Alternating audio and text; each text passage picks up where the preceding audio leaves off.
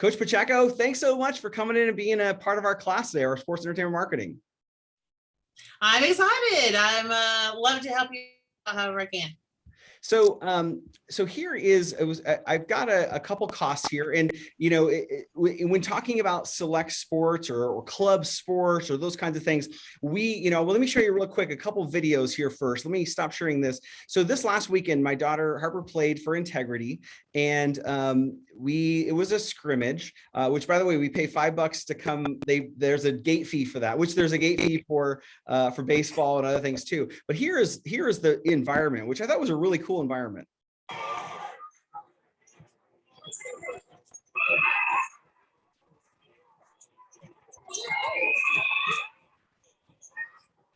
And there's Harper right there. Her team just missed the ball.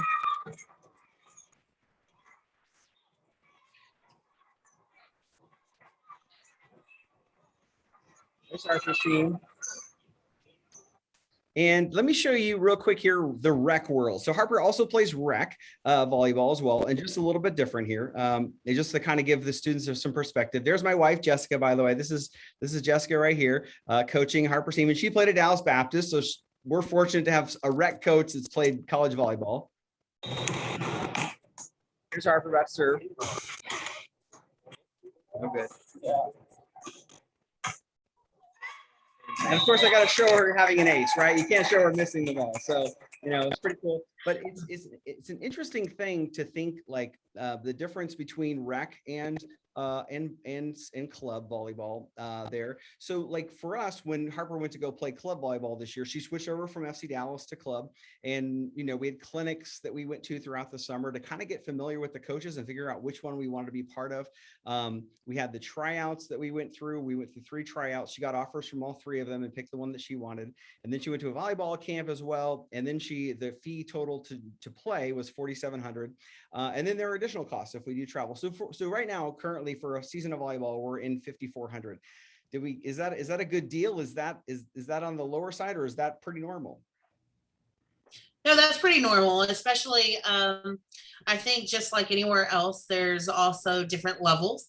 There are different levels of the club. There are different levels of playing. So if she was playing on a non-travel team, so they have teams that just play Metro, like they just stay in the area. They play one-day tournaments. That cost obviously is a little bit lower, but also the level of play is a little bit lower.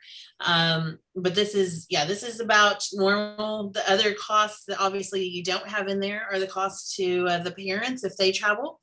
If they want to go and they want to pay for their own, they've got to pay for their own flight, their own hotel, their own meals throughout the tournament. And then also the entry fee for the parents, like to get into just to watch their daughters play in a big tournament setting like you just saw. So all of those things definitely keep adding up. And like in travel baseball, my boys both play there, and there's no cost to try out. There's just a coach's look. But the private level stuff, I mean, we pay $80 an hour for a private lesson every Friday night for both my boys. So it's $160 times 4 weeks in a month. And I mean, these kinds of costs are pretty substantial. It feels like, back when I was a kid, we never did any of this stuff. Like the only people who did this kind of stuff maybe was like people who were golfers or something who had to get that private country club. Is baseball, volleyball, soccer, these different sports, are they sort of becoming kind of country club sports to some degree? Is it harder for certain schools to compete if they don't have this club level behind them? Absolutely. That's the unfortunate part about it, because obviously you want athletics to be inclusive. Yeah. Even basketball, summer leagues and summer AAU and travel and things like that, and everything that comes with a different cost. Of what you're seeing a lot happening with volleyball, just like where Harper was this past weekend or wherever she played, they all have their own facility. Right. So they have to pay for their own facility. They've got to pay for, every coach that was sidelined is getting paid to be there at some point. So they pay the refs. So there are lots of costs involved in it. Oh. And yes, unfortunately, it does become kind of exclusive to those who can afford it.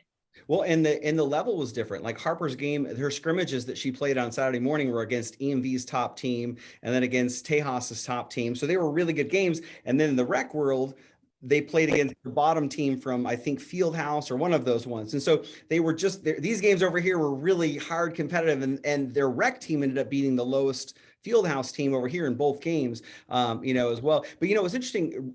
Richie Trotter, you might remember from Byron Nelson, Coach Trotter, his son is on Henry's soccer team. And I was asking Coach Trotter, I said, hey, is it like for the baseball team at Byron Nelson, is it possible for a kid to just play rec baseball all the way up and then potentially be able to make the Byron Nelson team? And he said, look, you've got 160 kids, boys, going out for baseball for 18 spots on the freshman team. Is it possible? Yeah. But is it probable? Not so much. Like he said, most players have to be AAA or major level. So I guess my next question for you is, in the volleyball world, is it possible for, a high school player to play rec and not really do the club world and be able to make a high school team? Well, it's funny. There's trends going on with volleyball and actually all sports right now that you kind of hit on it earlier. It depends on where you're at, what high school you're at, to be honest with you. If your teammates and other people around you are playing club volleyball and playing at a high level, like 6 months out of the year, then you probably need to figure out a way to be playing club volleyball and getting some extra reps. I very similar to what Trotter said. I tell our middle school parents, I said, we have a 10-game middle school season. And if the only volleyball they get is those 10 games, and then they come in August to try out against a player who has played in an entire club season, probably about 110 games, right, based on all of her club tournaments, there's a clear natural divide that's going to happen just solely because of the amount of volleyball that you play, not necessarily because of athleticism and things, but just because of the amount of that you end up playing. So is it possible? Yes, if you're athletic, you can definitely play high school. But in most areas, especially in the Metroplex, if they're competitive, if you're looking at 4, 5, 6A volleyball, it's pretty rare to have to make a team without playing club. The higher you go, like for volleyball, we still have a lot of our freshmen who do not play club, but once you get into JV and varsity, you definitely will. Right. Now, I will tell you, there's another trend that's happening out there, and if I need to speed this up, just tell me. But the trend is for a lot of club players not to play high school volleyball. So they'll play, I know, they will play just club. And again, this happens in soccer. The trend started in soccer. And it's kind of slowly creeping into volleyball. And I suspect at some point it'll trickle into baseball and things like that. And the reality is, if you're playing club volleyball, especially once you get into your 16th, 17th year, you're probably hoping to play at a different level, play at the next level, or hoping to get college interest. And college coaches, much like this picture, college coaches can go to a club tournament and watch 100 courts at one time versus going to a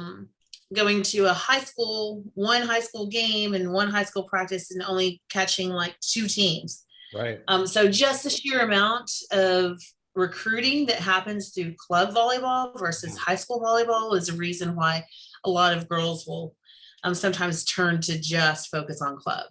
Gosh, that hurts my heart to hear that. Sherwood Bowman. I mean, my high school was like everything. Like everything I did growing up was to be a Bowman and play for Sherwood. I mean, I couldn't imagine telling my high school coach not going to happen, Yeah, it's been a trend that's been, like I said, I would say probably it started in the last decade, the last 5 or 6 years, it's definitely, you see it more and more. And again, you see it at the high levels, players who are playing Division I, things like that. So So is owning a volleyball club, it seems to be an expensive venture for parents, which is fine. Like, because you're telling me there's a lot of costs and all that stuff. So there must be some, I mean, it must be profitable. Like people wouldn't do this and maybe put up with all the parent issues and all of the travel issues and the poor refereeing and all of that stuff in order to not have a payday of some degree. So do volleyball coaches make good money, or is the volleyball owner, do they make good money? Where is that at? So it's all about you. You guys probably talk about this a lot in your class too. It's all about market value.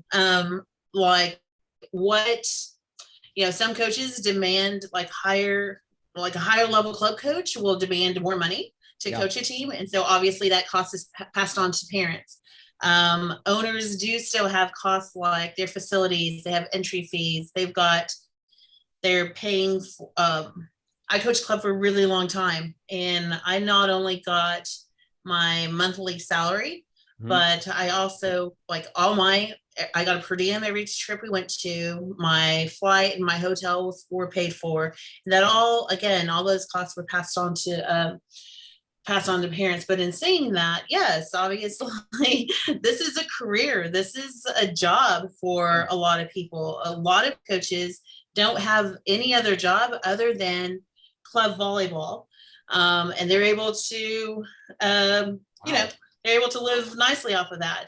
Really? And they keep their facilities open because as you'll probably soon find out, you'll not only be paying for your general season, but then you'll get pushed into, well, now you got to go take private lessons, right? And your coach, so your daughter's teammates are all taking private lessons from this coach. And so those coaches are making money from not just coaching a team, but they're doing private lessons. They've got clinics and they've got other means of profit volleyball, really. Yeah. Well, Coach Pacheco, we appreciate you. This has been great insight. Thank you so much. Absolutely. Anytime you need me.